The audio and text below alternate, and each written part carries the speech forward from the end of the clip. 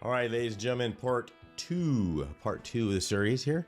And first of all, you want to, we just go right into jump into number 4 and stick around to the very end. I've got some really cool stuff for you, and thumbs up and like and subscribe and all that good stuff if you like the content. If you don't, just leave a comment, I guess.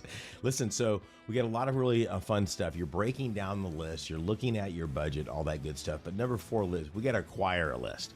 So how do you get a list? You can either get it in the county going directly there, go online.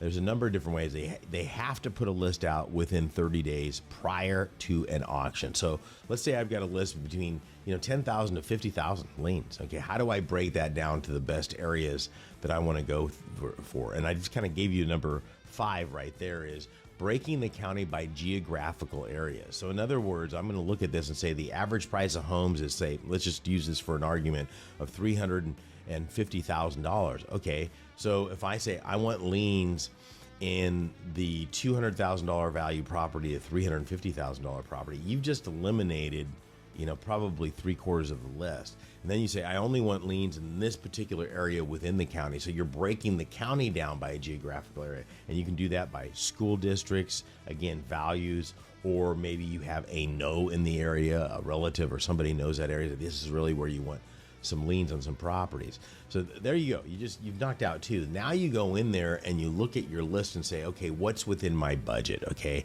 if I'm buying liens from $500 to $1,000, here's the liens right there. And again, you've just taken a 5,000 list or 50,000 list and knocked it down by at least 85, maybe even 90%. And that's what you do to get rolling.